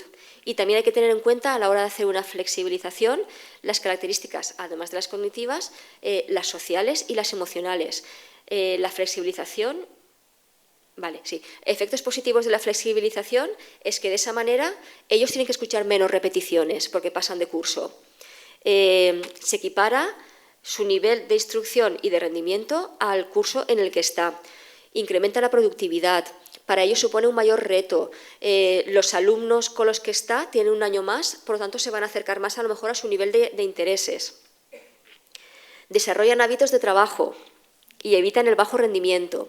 Y aquí os voy a contar el caso de un nene al que evaluaron que no estudiaba nunca nada, ni siquiera el día de antes o la hora de antes, o sea, directamente iba a exámenes sin estudiar, hasta que lo pasaron de curso y de repente lo pasaron, creo que fue, de cuarto a sexto, me parece. Un ciclo. ¿No? Creo que sí, que de cuarto a sexto. Y de repente tenía un montón de deberes para hacer y tenía que estudiar. Y al principio estuvo incluso estresado hasta que ya empezó a organizarse y adquirió hábitos de estudio, ¿no? Pero le fue bien porque fue como activarlo, porque estaba muy acomodado. No he puesto los efectos negativos de la aceleración, porque realmente si una aceleración se hace bien, efectos negativos no hay. Es decir, el niño tiene que querer pasar de curso. Si se hace a la fuerza, esa aceleración no irá nunca bien. La clase a la que salta se tiene que preparar como que va a ir un niño.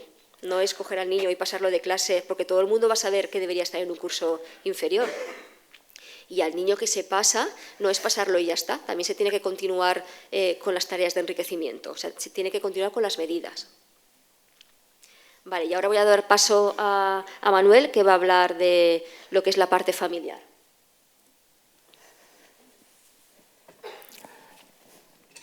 Jo vaig alçar-me.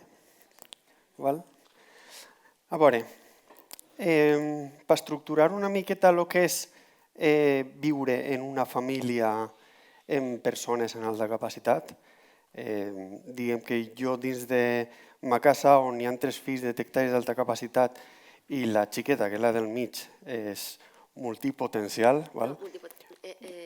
Multiexcepcional. Multiexcepcional. Jo me considero el més normal, no és que siguin raros, són diferents i a cada qual més diferent. Aleshores, jo me considero el més normal i en base a què? Doncs molt senzill. Ells, en la seva forma de ser, expressar-se, viure, són intensos com no vos podeu imaginar. La casa per moments és una muntanya russa de sensacions, d'estats anímics i tot això. I això gestionar-ho és potser la part més difícil que n'hi ha des dels pares. I aprofite per a comentar una cosa per lo de Pablo. Quan se detecta o un adult dona el pas pel motiu que siga, o bé perquè vulgui saber què és el que li passa o no, o perquè per altres coses arriba a detectar-se com una persona d'alta capacitat i que sigui adulta, és molt impressionant escoltar d'una persona adulta, escoltar quan se li dona l'informe que diga jo que me pensava que estava loco per ser diferent. I dic això per la importància de la detecció, encara que siguin molt xicotets. Si n'hi ha alguna cosa, vosaltres com a professor, que veu alguna cosa que destaca, que veu no normal, que són puntillaetes de tot el que vos ha donat Maria com a peculiaritats, donar el pas de dir a veure què li passa, vaig a dir-ho a l'orientadora, que se dona el pas de la detecció, és importantíssim, perquè ells se senten diferents. I sentint-se diferents ells, poden arribar a sentir-se monstruos raros, el que deia Gerard, el meu fill, després veureu com algo negatiu quan no és, ni de llarg, té que ser algo negatiu, és algo espectacular. Dins de la família, això s'ha de portar el més normalitzat del món. Quan se dona una detecció dins de la família té que buscar ajuda. El primer que fan els pares, nosaltres ho hem fet, és informar-nos, fins al punt que la meva dona avui en dia té el màster en altes capacitats, dona xarles d'altes capacitats i totes aquestes coses. Per què? Perquè el pas d'informar-se és essencial, però essencial, per entendre què és el que tens en casa, poder ajudar-lo, donar-li apoyo.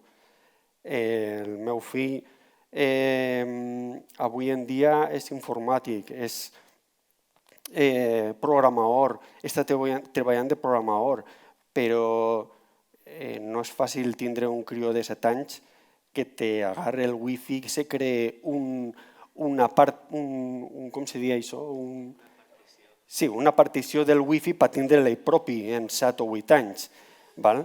Totes aquestes coses gestionar-les no és fàcil. val? Però jo vaig tindre que parlar amb un abogat a veure si me ficava en problemes. Val? I parlant d'abogats, que ell ho ha comentat, des de menut, qualsevol cosa que li dies, ell li donava la volta. Però t'ho argumentava tan sumament bé que arribava un moment en què no és que li donava la raó, és que t'estava pensant, a mi com me diuen? O sigui, t'havia tornat loco, però loco. ¿Vale? Entonces, important el apoyo, ell també ha comentat la part de l'institut. És veritat que se li va apretar perquè com a pare dius, ostres, tens un potencial, desarrolla, tira-lo endavant, tal i qual. A lo millor jo no l'he forçat tant perquè jo aquesta part l'he vista més com a el que ell vol fer. La meva dona sí que, per exemple, ha comentat molt de vegades, ostres, que és una llàstima poder anar a la universitat, traure's una carrera, no sé què. A mi m'ha donat igual, la veritat. I quan estava més afonat en segon de batxiller, sense anar perquè ell no ho ha dit, però se va tirar sense anar a classe un mes, 3 setmanes pràcticament, tornava a classe i se'n venia perquè tenia mal de cap, però migranyes, que no era més que una part del seu cos que li estava somatitzant alguna cosa, un malestar, va vindre van parar en Nadal, torna després de Nadal, torna a anar i als 2 dies se'n torna perquè el mateix problema. I ese dia va baixar a dinar amb nosaltres i jo li vaig dir, mira, això és molt fàcil. En esta vida, tan important, almenys per a mi, i suposo que per a tot el món, tan important és un basurero, una persona que va en el camió a replegar la basura, un abogat, no dic un polític perquè això ja és un altre tema. Ho sent, David. Com, no sé, un psicòleg, un mestre, una persona que està atenent en un pàrquing, qualsevol cosa. Per mi, tot té la seva funció i tots i cada un d'ells són importants en aquesta societat. Tots. Per tant, jo no li he dit que ser abogat, que igual ho haguera tret, saps? Jo no li he dit en cap moment que ser tal cosa, ell ha decidit.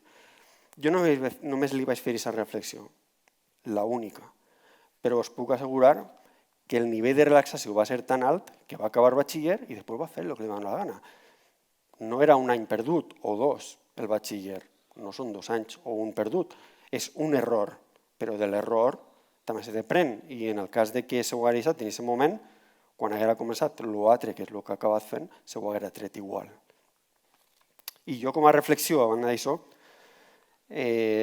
l'únic que vull dir ja és que els pares tinguem persones amb alta capacitat o no, al final no ho fem ni bé o mal, ho fem el millor que podem.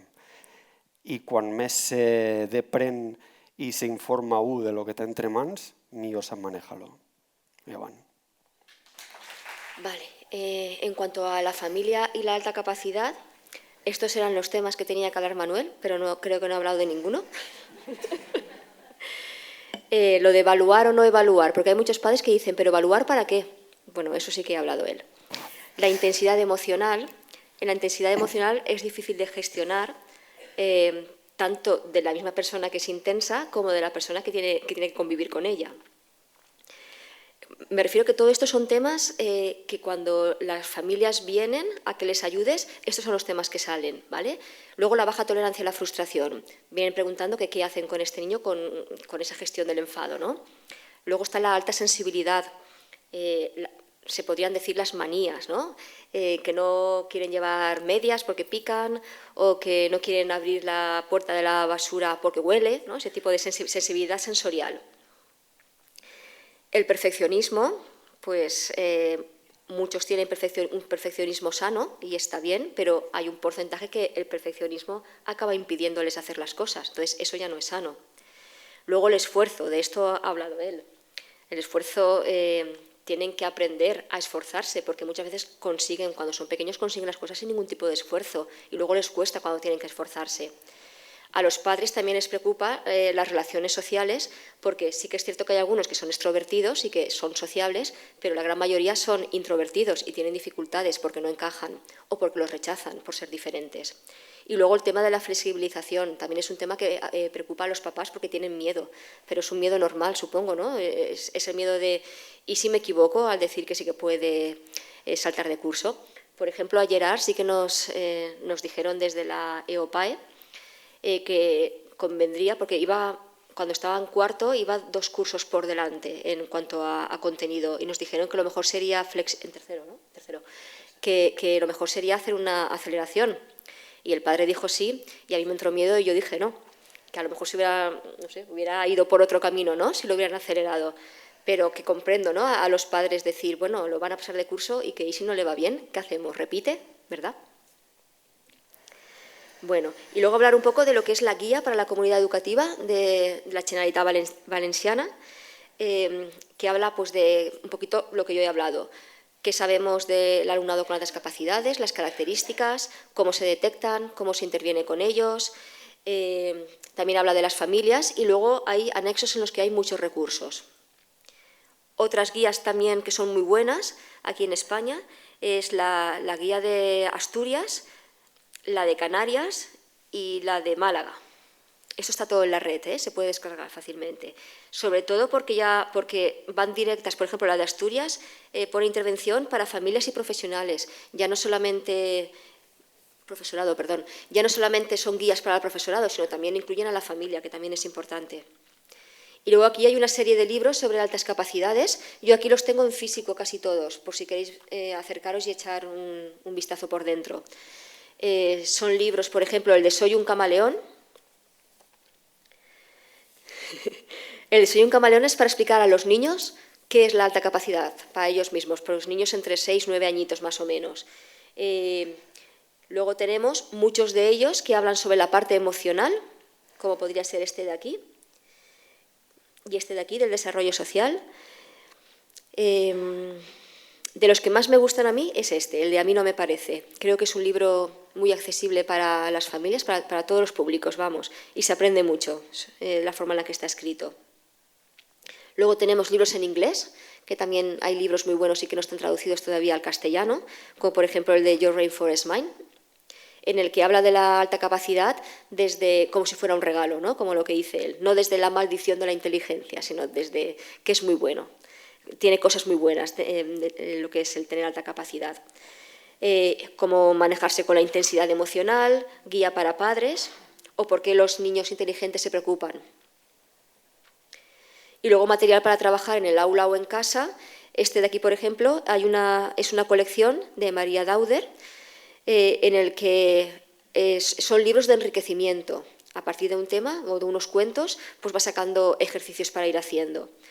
El de Puedo, por ejemplo, que este también va por edades, el proyecto Spectrum, el proyecto de inteligencia Harvard o el de Descubriéndonos. Y aquí un poco de bibliografía.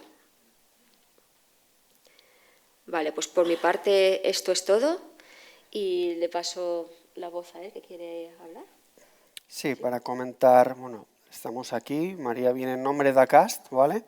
Y comentaros un poquito, pues, qué se hace en ACAST y para qué el funcionamiento de la asociación.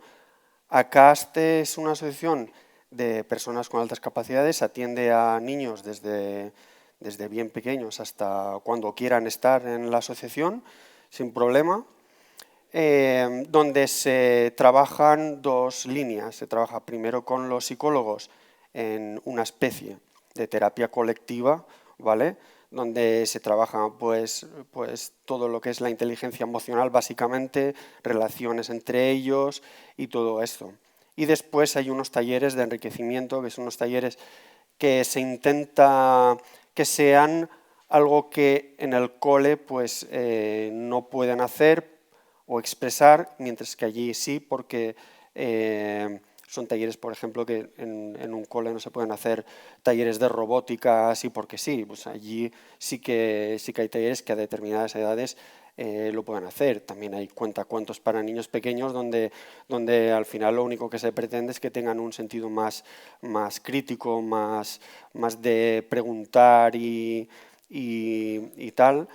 Y después los padres, que es la parte de formación y de entender qué es lo que tienen entre manos, pues tienen primero una horita donde están reunidos y salen diferentes temas que a uno les preocupan, sobre todo cuando llegan nuevos, y la segunda parte es una escuela de padres que los psicólogos pues, van diciendo qué tema tocan y entonces pues, se desarrolla a fondo allí en la escuela de padres. Esto es importante porque hay que conocer muy bien esa opción de que cuando se detecta en un cole, vosotros como profesores, y deis la opción a los niños o las niñas de que puedan acudir allí a CAST, porque es un sitio, si no os podéis imaginar la primera semana que vienen, donde vienen con muchísimas dudas, con muchísimas inquietudes, muchísimos problemas, y cuando salen relajados, dicen, no somos los únicos. Y además hablan con padres que llevan tiempo y es aquello de ellos han salido, pues nosotros también podremos. Es muy interiormente da mucho. Y a los niños lo mismo. Los niños allí encuentran un sitio donde no se sienten diferentes. Y eso es muy importante. Donde ven que hay muchos niños y niñas que tienen sus mismas inquietudes, ¿vale? Gustos, todo esto que en el cole, por desgracia, pues no lo encuentran o si lo buscan tienen que ir a niños mucho más mayores de su edad. Y que además esas pandillas que encuentran allí son duraderas. Mi hijo tiene su pandilla de amigos del instituto, algunos de ellos son de ACAST, tiene su pandilla de amigos de ACAST, tiene su pandilla de amigos de otras cosas y esto perdura y es bonito, de verdad. Entonces, que lo conozcáis, que si tenéis ocasión en algún momento de informar a alguno de vuestros alumnos o alumnas que han sido detectados con alta capacidad, que puedan acudir a CAST. También podéis acudir los docentes a conocer la asociación. También. Solo tenéis que poner en contacto con ellos y bueno, podéis ver el funcionamiento, ver las escuelas de padre, conocer el sistema de trabajo que tienen allí y tal. Aprovecho la parte crítica mía porque como me he encontrado de todo también durante 9 años de presidencia, pues lo tengo que decir, ACAST no es ninguna secta. No, por favor, que me he encontrado un cole, y lo voy a decir, el nombre no, un cole de Alcora que a los padres de la niña que tenían detectada le dijeron no, si vas a esa secta no le vamos a aplicar ninguna medida extraordinaria a tu hija. Y eso duele porque estás trabajando en una asociación donde inviertes un tiempo porque es sin ánimo de lucro, donde lo haces lo mejor que puedes y al final lo haces por los niños y también por los padres, por supuesto, pero lo haces más que nada por los niños. Y lo que reviertes dentro de una asociación a la sociedad, os puedo asegurar que es de futuro y es muy importante. Gràcies. Gràcies per vindre. I no res, vos convidem al següent divendres pedagògic, que també tratarem un temeta també que no és aliè a ningú dels que estem així, que és l'adolescència. Moltíssimes gràcies, papàs, mamàs i docents de la mà, a ajudar a tots aquests xiquets, que estem segurs que ho farem molt bé junts. Vos esperem.